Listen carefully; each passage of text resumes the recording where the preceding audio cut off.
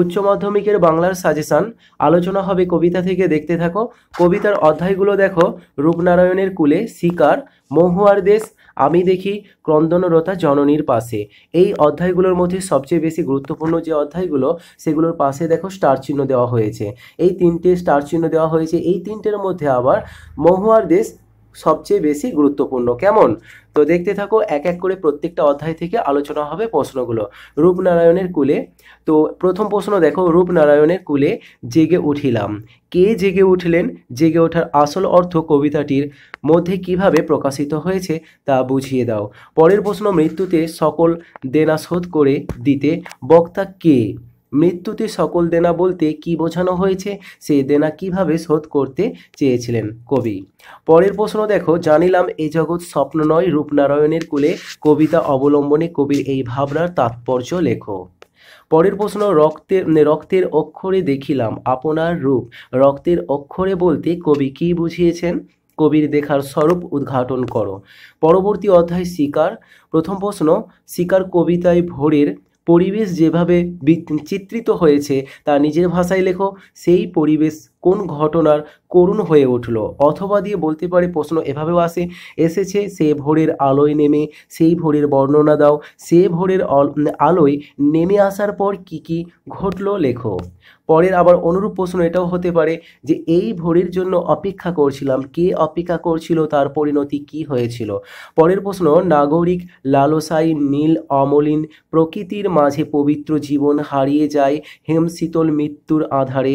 শিকার কবিতা সূত্রে উদ্ধৃত অংশটির নিহিতার্থ লেখো।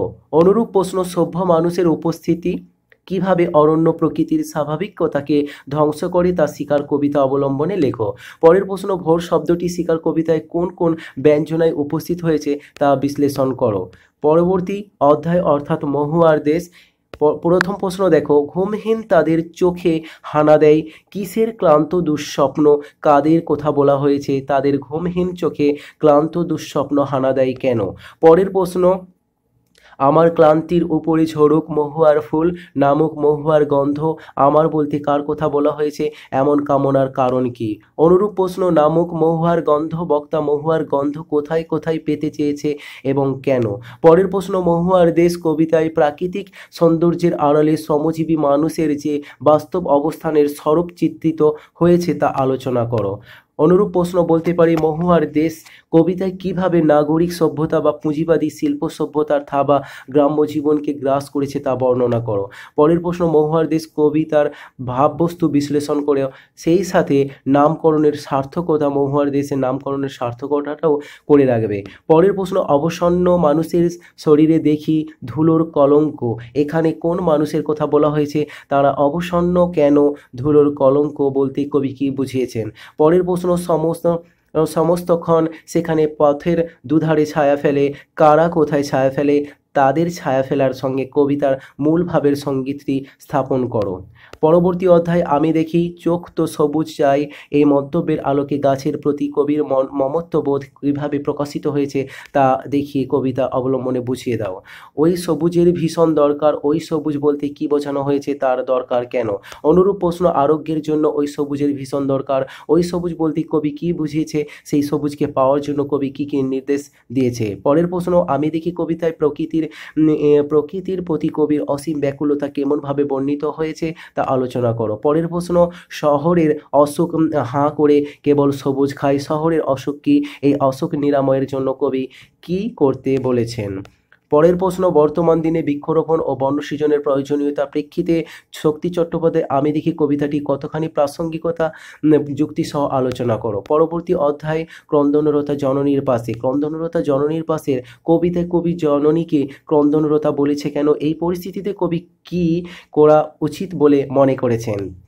অনুরূপ প্রশ্ন, ক্রন্দনরতা জননীর পাশে কবিতাটি কোন সময়ের প্রেক্ষাপটে রচিত হয়েছে? আলোচ্য কবিতায় বক্তা কিভাবে ক্রন্দনরতা জননীর চোখের জল মোছাতে চেয়েছে? পরের প্রশ্ন, আমি কি তাকাবো আকাশের দিকে বিধির বিচার চেয়ে? কবির এই মন্তব্যের আড়ালে কোন গভীর সত্য লুকিয়ে আছে তা লেখো। পরের প্রশ্ন, ক্রন্দনরতা জননীর পাশে কবিতায় সামাজিক অবক্ষয়ের মধ্যেও যে মানবতাবোধের প্রকাশ ঘটেছে তা আলোচনা করো। পরের প্রশ্ন, আমি তা পারি না, কেন পারেন না, না পারার বেদনা কিভাবে কবিকে আলোড়িত করেছে তা কবিতাটি অবলম্বনে লেখো। পরের প্রশ্ন, নিহিত ভাইয়ের সব দেহ দেখো, দেখে নাই যদি হয় ক্রোধ, কবি কাকে ভাই বলে সম্বোধন করেছে, কবির ভাবনা বিশ্লেষণ করো। তো এই হচ্ছে তোমাদের কবিতার অধ্যায় থেকে সাজেশান। প্রত্যেকটা প্রশ্ন ভালো করে তৈরি করে নেবে, বিশেষ করে যে অধ্যায়গুলো স্টার চিহ্ন দেওয়া হয়েছে, অর্থাৎ তোমাদের 5টা অধ্যায়ের মধ্যে শেষের 3টে অধ্যায় যদি ভালো করে প্রস্তুতি নাও, সেক্ষেত্রে আশা করা যায় তোমরা কবিতা থেকে যে 5 নম্বরের প্রশ্নগুলো আসবে পরীক্ষাতে কমন পেয়ে যাবে।